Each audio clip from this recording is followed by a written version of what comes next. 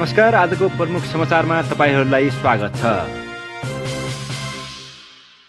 जाजरकोटमा बाढी पहिरोको कारण 4 जनाको ज्यान गएको छ। लगातारको वर्षापछि आएको बाढी र पहिरोले जिल्लाका विभिन्न क्षेत्रमा जनजीवन प्रभावित गराएको छ।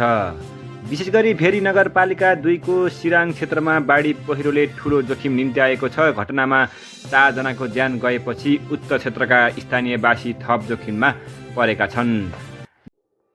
जोखिम बढ्दै गएपछि सिराङ क्षेत्रका करिब 70 घर परिवारका 200 जनालाई सुरक्षित स्थानमा स्थानान्तरण गरिएको छ। उनीहरूलाई त्रिभुवन आधारभूत विद्यालयको भवनमा सुरक्षित रूपमा राख्ने व्यवस्था गरिएको छ।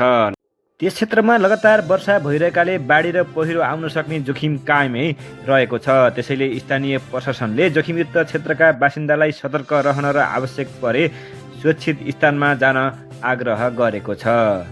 यसैबीच सरकारले बाढी पहिरोबाट प्रभावित क्षेत्रमा उद्धार तथा राहतका कामलाई निरन्तरता दिइरहेको छ।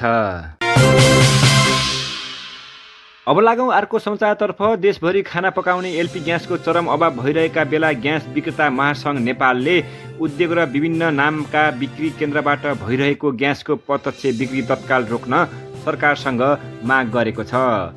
महासङ्घ अध्यक्ष ज्ञानेश्वर अर्यालले प्रभावकारी वितरण च्यानल पन्छाएर उद्योग र विभिन्न केन्द्रबाट आफै ग्यास बेच्ने निर्णयले अभाव थप जटिल बनेको र उपभोक्ताले अनावश्यक शास्ति खेप्नु परेको भन्दै त्यस्तो कार्य तत्काल रोक्न माग गरेको छ।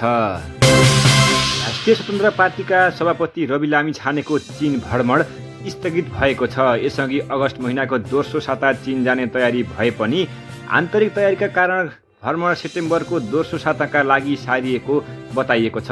भ्रमणका क्रममा लामिछानेले चिनिया कम्युनिस्ट पार्टीका नेताहरू तथा उच्च सरकारी अधिकारीहरूसँग भेटवार्ता गर्ने अपेक्षा गरिएको छ।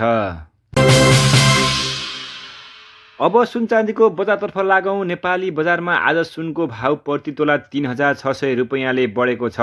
नेपाल सुन चाँदी व्यवसायी महासङ्घका अनुसार आज छापावाला सुन प्रति तोला 3,05,200 रुपैयाँमा कारोबार भएको छ। शुक्रबार